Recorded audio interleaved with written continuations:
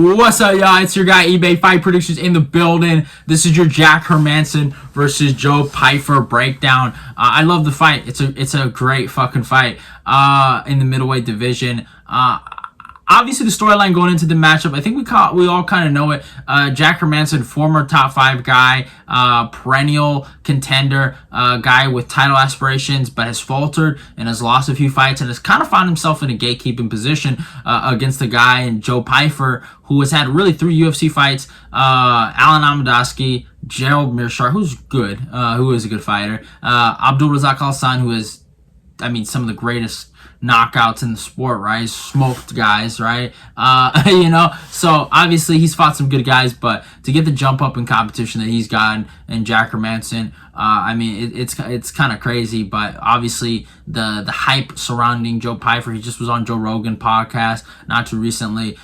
He's a very popular guy. Storyline is has went through some heartache and has went through some trial and tribulations and has overcome that to find himself here. Obviously the UFC is in the Joe Pyfer business. You know what I'm saying? Dana White is in the Joe Pyfer stock. He is in that Joe Pyfer crypto. You know what I'm saying? That Bitcoin to Joe Pyfer. But basically, though, this is a setup fight for Joe Pyfer. Now, the question is, does Jack Hermansson agree with that? Jack Hermansson has the ability to go in this fight and in this matchup to be like, you know what, hell no, fuck this. Fuck your plans. I'm going to play spoiler and end the nonsense. So, in my humble opinion, Jack Hermansson has a really good opportunity to make this fight an interesting fucking fight. Honestly, I truly believe that. I think Jack Hermansson has gotten, light years better since his Jacare Souza fight, and that's probably one of his better wins of his career. You compare what he did to Chris Curtis to what he did to Jacare Souza. I'll debate you, say his Chris Curtis performance was better in terms of what he did in there, and I'll explain why. Now, some people might disagree, and you might be right, but I'll explain personally why I feel that way. But yeah, obviously we know the storyline. The UFC wants Joe Pyfer to win, and Jack Hermansson doesn't agree with it. So it's a great fight.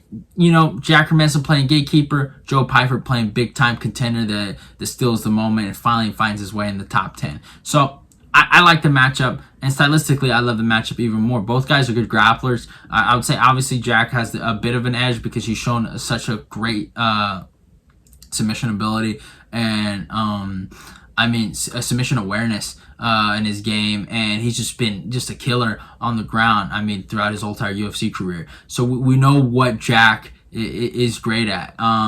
Decent striking, and has gotten a lot better since then. His leg kicks are good, his combinations are good. He has really gotten really good on the feet, and is someone to be respected on the feet. Now Joe Pyfer, on the other hand, good grappler in his own right, obviously, but destructive knockout power, something Jack Hermansson does not have. Joe Pyfer, obviously, I would say has the better hands, better boxing, better understanding of footwork. His shot selection is good. He's a more accurate striker too. It's not as if he's just a knockout artist in terms of his just power. No, he is a knockout artist in terms of his shot selection and how he finds the precise shots to get these guys out of here. You look at what he did to GM3. Smoked him. You look what he did to Alan Amadaski, smoked him, and then he showed a more complete skill set against Abdulrazak Al-San. The wrestling was on point. The striking was on point. Everything was on point, and then everything led to the arm triangle submission choke in the second round. He looked really, really good in that fight. Now, Jack Hermansson's coming off a loss. We all know he lost to Roman Dolidze. I thought he was looking really good in the fight, honestly, before him eventually getting finished. The striking, I thought he was having his way with Roman until the finish. It was a bit of a fluke in my humble opinion. I think Jack made an error of taking him down and ended up paying for it, and it just basically got just destroyed and stuck in the STFU John Cena special by Roman Dolidze. Just joking, but it's kind of funny how similar that looks, but it is what it is. So obviously we know who's winning the momentum battle, Joe Pyfer. Obviously we know Jack Hermansson has something to fucking prove. So yeah, it's pretty obvious. But besides that, though, let's talk about the tail of the tape. Yo, let me drink some. Oh my god. I feel like I almost died, y'all. I feel like I almost died. I felt like I almost died, man. But besides that, let's talk about the tail of the tape. Jack Hermansson comes with a record of 23-8.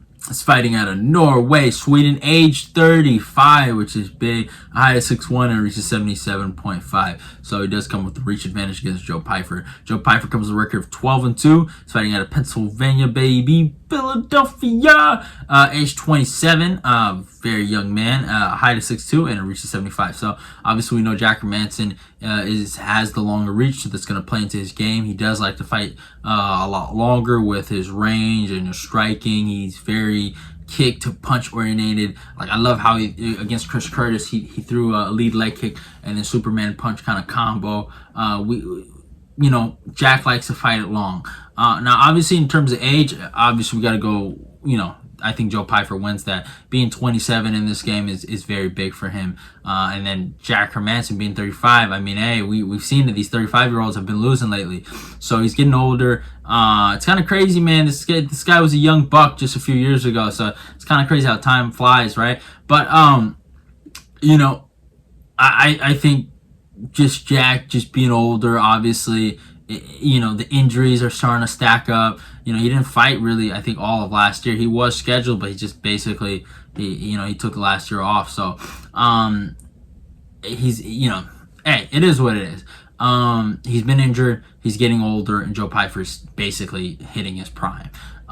So, in terms of who's winning what in terms of tail of the tape, I know Jack is a little longer, but, I mean, you got to go with youth over anything in this game right now, and Joe Pyfer is leading that by tenfold. Now, here's the thing: do I think Jack can win this fight? Of course, man. He is striking, and like I said in the beginning, I'll explain to you why I say his striking performance against Chris Curtis is better than his performance against Jacare Souza. He got a few takedowns, and he had a cool little flurry of punches against Jacare.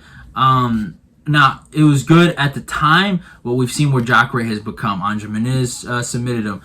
Kevin Holland finished him, this and that. Now, Chris Curtis isn't anything special, but Chris Curtis in the UFC has been somewhat of a winner and has not been a loser. Knockout wins over Phil Hawes, Brendan Allen, and Joaquin Buckley. And obviously future champ Brendan Allen beating that guy, gotta give him some respect. Even though we all know Brendan Allen beats him in a rematch, it's known to the public.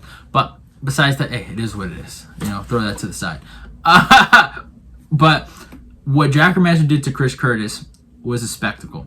He put on a performance of a lifetime, and he showed Chris Curtis a striking lesson. And he put it on him, and he looked really good. Leg kicks was really big for him in that fight, and I think it's gonna be big for him here. And I think Joe Pyfer probably doesn't respect Jack on the feet. I think he probably thinks he's a way better striker, but I don't agree. I think Joe has him beat based on his shot selection, his boxing acumen, his footwork, and his movement. But I think Jack, just being that long, lanky, weird kind of style that throws, punches with kicks, it might give him some problems. And Jack Hermansson might be able to take over because of the awkwardness, But I do not think Jack Hermansson is going to win this fight. As much as I give him a lot of credit for his awkwardness, his long, lanky striking, and his improvements, I think Joe Pyfer is the truth. I think Joe's really good. I really do think Joe's really good, honestly. And I'm going to say it again, he's good, I think Joe has him beaten every asset of the game. Now, if Joe doesn't know how to fucking check a kick, then we're in trouble. But besides that, though, if Joe is defensively responsible in every area that he needs to be defensively responsible in terms of the kicks, the high kicks, and just blocking those things, and then punishing and countering Jack Hermansson like the way I think he is going to do and the way I think the world thinks he's going to do, I think Joe Pyfer should be fine in the matchup. I think in the grappling it should be interesting. Scramble should be fun, but I think Joe Pyfer should be fine there. Trains with Sean Brady. Those Philly boys know how to grapple. That's one thing I can tell you. Pat Sabatini, Sean Brady, all those guys can grapple. That's one thing I can promise you. So, I just personally feel like wherever this fight goes, Joe Pyfer should be fine. I think Joe Pyfer, honestly, takes over late. And I think the body work's going to be big here. And then just the 1-2 that he has down the pipe. The 3-2 that he throws down the pipe too is going to be really a big problem for Jack, and I just think he finishes Jack Hermansson in the 3rd round. I think it should be competitive. The first 2 rounds I think should be a good, honest fight, but I think he eventually finds the shot and it gets him out of there, and I think he finishes Jack Hermansson. And we've seen Martin Vettori drop him, we saw Jared Cannonier drop him and finish him. Jack isn't the most durable guy in the world. If Jack doesn't find kicks and takedowns and scrambles and maybe submissions, or finds a successful game plan with just attacking him from the outside with kicks and able to win on points like that, then I don't see how else he wins if he can't do any of those 3 things I just named. I think Joe Pyfer just finds a shot. And I think Joe Pyfer leads the dance, honestly. I mean, if Joe Pyfer can get the cross going, get his jab going, I think Joe Pyfer can take over this fight volume-wise, power-wise, grappling-wise. I just think Joe Pyfer is just such a hammer for Jack Hermansson to try to overcome. I just don't think he's going to be able to do it.